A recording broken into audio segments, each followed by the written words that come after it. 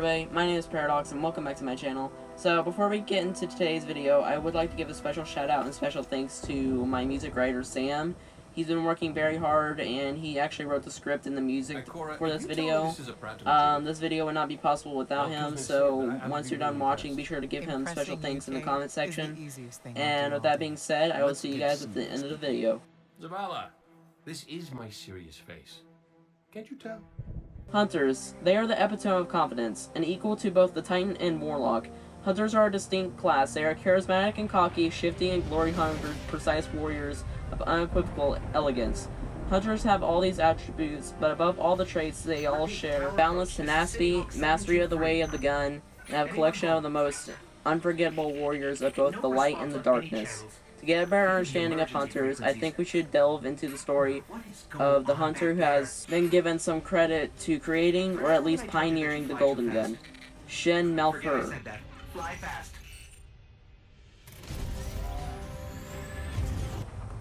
I'm writing this from memory. Some might, but not all.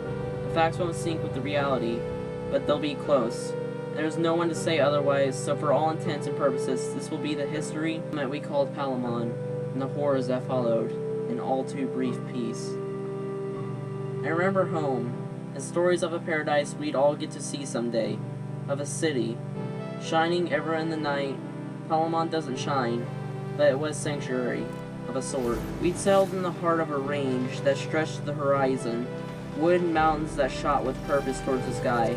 Winters were harsh, but the trees and peaks hid us from the world. We talked about moving on, sometimes, striking out for the city, but it was just a longing. Years came and went. On occasion they would stay, but rarely.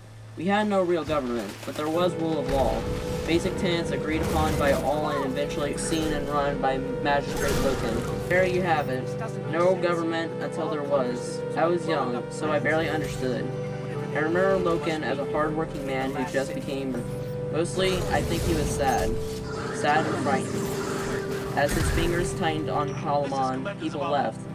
Those who stayed saw our days become gray. Loken's protection from the fallen, from ourselves, became dictatorial. Looking back, I think maybe Loken had just lost too much of himself. Family, but everyone lost something. Some of us had nothing to begin with. My only memory of my parents is a haze, like a daydream, and a small light, like the spark of their souls, anything I dwell on. They left me early, taken by the dregs, raised me from there. I called my own, cared for me as if I was their natural-born son. And life was good, being the only life I knew. My judgment is skewed, and it wasn't easy by loss as it was, but I would call it good. Of course, it wasn't. Until two men entered my world. One of light, the other the darkest shadow I would ever know. The man I would come to know as Jaren Ward, my third father and quite possible my closest friend, came to Palamon from the south. I was just a boy, but I'll never forget his silhouette on the empty trail as he made his slow walk into town. Never seen anything like him. Maybe none of us had. He'd said he was only passing through, and I believed him. Still do. But life can get in the way of intent, and often does. I can picture that day with near perfect clarity. Of all the details though, even nuisance, every moment, the memory that sticks in my mind, the iron on Jaren's hip. A cannon that looked both pristine and lived in. A relic of every battle he'd ever fought hung low at his waist, a trophy and a warning. It was careless, but there was light about him, a pureness to his way, that seemed to hint that iron was something earned, not carelessly given. I had been the first to see him as he approached, but soon most of Palamon had turned out to greet him. My father held me back as everyone stood in silence. Aaron didn't make a sound behind his sleek razor's helmet. He looked just like the heroes in the stories, and to this day I'm not sure one way or the other if the silence between townspeople and the adventurer was born of fear or respect. I like to think the latter. True, I tried to place on the moment to be of my own making. We waited for the magistrate Loken to arrive and make an official greeting. My patience got the best of me. I shook free of my father's heavy hand and made the short sprint across the court, stopping a few paces from where this new curiosity stood, a man like any other. I stared up at him as he lowered his attention to me, his eyes hidden behind the thick, tinted visor of his ear. My sight quickly fell to his sidearm. I was transfixed by it. I imagined all the places that weapon has been, all of the wonders it has seen, the horrors it has endured. My imagination darted from one heroic act to I barely registered when he began the kneel, holding out the iron as if offering. My eyes locked onto the piece, mesmerized. I recall turning back to my father and seeing the looks on the faces of everyone I knew. There was worry there. My father slowly shaking his head as if pleading with me to ignore the gift. I turned back to the man I would come to know as Jaren Moore, the finest hunter the system may ever know, and one of the greatest guardians to ever in the traveler's life. And I took the weapon from my hand, carefully, gently, not to use, but to observe, to imagine, to feel its weight and know its truth. That was the first time I held last words, but unfortunately, not the last time. It was the fourth rite of the seventh moon. 9 rises since any sign. Trail wasn't cold, lukewarm would have been an exaggeration. Jaren had us by a raving. Heavy wood along the cliff's edge caught the wind. Pulling back the cold and the rush of water muffled our conversations. We'd seen dual skiffs hanging low as they cut through the valley. It wasn't known fallen territory, but anymore that's a dangerous assumption. There were 6 of us then. Less than 2 moons prior, but still one more than when we'd first turned our backs on Helmond's ash. Took rotations for watching during the night. Movements we kept to a minimum, and communication was down to hand signals and simple gestures. We could hold our own in a fight, but only the dead weren't looking for one. Our truth that cut in direct opposition to our reason, being so far from anything resembling civilization, much less our safety. The skiffs had spooked Kressler and Nada, and in truth, me as well. And looking back, I think we were all just grasping for any good reason to turn back. Not because we would turn back, but because it seemed to be our own real hope, and I think we all knew it. Forward we were headed into the unknown, and following the footsteps we were, it was all just starting to feel like a never-ending dead end after a while. Our never wavered though, not once, at least not to any noticeable degree. It was his drive, his conviction that kept us going. And it's hard to think on, but if I'm honest, it was his death that rekindled my own fire, the fire that was all but exhausted on that cold night. He seemed confident we were close, more than confident, sure, he seemed sure. Everyone else felt it, our own confidence and any enthusiasm we had set to wither soon as Brevin, Trin, and Nell were gunned down. The ghost, Jaren's ghost, never said a word to any of us. Just hung there, always alert, always judging, not us, per se, but the moment. Any moment. I never got the sense it thought of us as a lesser, more that it was guarded, wary, could speak. We overheard them a few times, just brief words, and no one ever pressed the subject. From time to time I got it standing blaming on me. I just assumed the attention was the result of the bond Jaren and I had. He was a father to me. At the time, I didn't know why he'd signaled me out of someone careful, someone to protect. After all loss, I welcomed it. But looking back, taking in the arm's length at which he kept the others, I guess I should have known, or at least suspected there was more to it. All moved that night, closer to morning than the previous day. A crack of gunfire split through the wood, then more. Far off, but not near enough to pump the blood. A familiar ring, last word, Jaren's sidearm, his best friend. Then another, a single shot, an unmistakable echo calling through the night. Hush, cutting. One shot, dark and infernal, followed by silence. We crouched low and quiet, listening, hoping. Jaren was gone, off on his own. Maybe we closer than we'd allowed ourselves to believe. Too close. He'd gone to face death alone. I couldn't admit it, not at the time, but he thought he was protecting us. There was such a long road, years on its heels, a trail littered with suffering and fire. Maybe he just couldn't take the thought of anyone dead. Kids, as he called us. The echo faded and we all held still. No way to track the direction. Tense and rushing blind.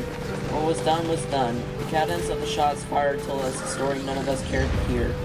Last word it hadn't been, and somewhere in the world, close enough for us to bear absent witness, but far enough to be a dream, Jaren Ward lay dead or dying, and there was nothing to be done. Past an eternity, we held our spot. But as the sun rose, the others began to fade back into the world. Without Jaren, there was nothing holding us together, no driving force.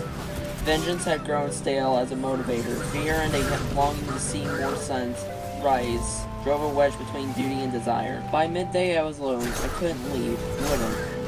Either I would find Jaren and set him at ease, or the other would find me, and that would be a fitting end. Death marching on. And then a motion, quick and darting. My muscles tensed and my heart shot down to the grip of my lead slinger.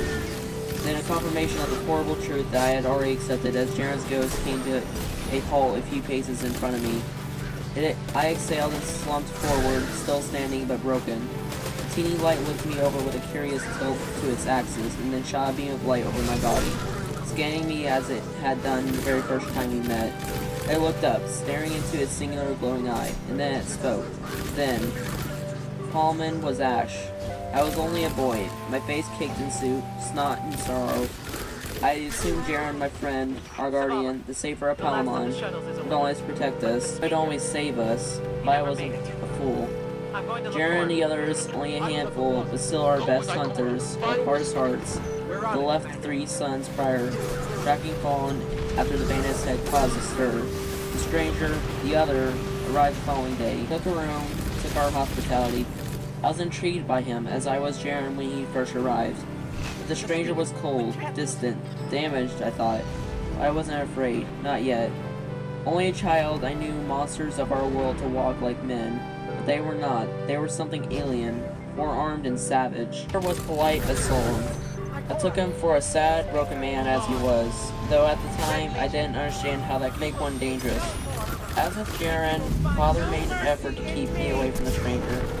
It wouldn't matter. As the silhouette approached, fear held tight. The dark figure towered over me, looking into me, through me. He smiled, my knees weak, all lost. Then he turned and walked away, leaving ruin and a heartbroken, terrified boy in his wake without a second glance. I had been chasing the stranger's shadow ever since. Now, he stood silent, the sun high. Seconds passed, feeling more like hours. He looked different. He seemed now to be weightless, effortless in an existence that would crush a man burdened by conscience. The gaze remained locked as I felt a heat rising inside me. The other spoke. Been a while. I gave no reply. The gunslinger's sword, his cannon, that was a gift. My silence held as my thumb caressed the perfect warm hammer at my hips. An offering from me to you. The heat grew, centered in my chest. I felt like a coward the day Jaren Ward died, and for many cycles after. But here I felt only the fire of my light. Another probed. Nothing to say? He let the words hang. I've been waiting for you, for this day. His attempt at conversation felt mundane when judged against all that had come before. Many times I thought you'd faltered, given up. All I'd lost, all who suffered, flashed rapid through my mind, intercut with a dark silhouette walking toward a frightened, weak coward of a boy. Fire burned in me. The other continued. But here you are. This is truly an end. As his tongue slipped between syllables, my gun hand moved of its own will. Reflex and purpose merged with anger, clarity, and an overwhelming need for just that. An end. In step with my motion, the fire within burst into focus, through my shoulder, down my arm, as my fingers closed on the trigger of my third father's cannon. 2 shots, 2 bullets engulfed in angry glow. The other fell. I walked to his corpse. He never raised his cursed thumb, staggered gun with the festering sickness. I looked down at the dead man who had caused so much death. My shooter still embraced by the dancing flames of my light. A sickness came over me. I thought back to my earliest days of Palamon, of Jaren. Leveling my cannon at the dead man's helm, I paid one final tribute to my mentor, my savior, my father, and my friend. Yours, not mine. As I closed my grip, allowing Jaren's cannon, now my own, to have last loud word. This is the story of Shin Malphur, the hunter that ended the infamous Dragon Yor and created the Golden Gun. Well, I hope you guys enjoyed this video. Again, special thanks to Sam, who has both been writing the music and the script to this video, and I'm hoping to do more like it in the future. If you guys would like to see more Destiny lore videos next, get us a video up to 20 likes, and comment down below Titan or Warlock for which class you want me to do next, or comment Hunter if you want to see another subclass be done. With that being said, I hope you guys have a wonderful day.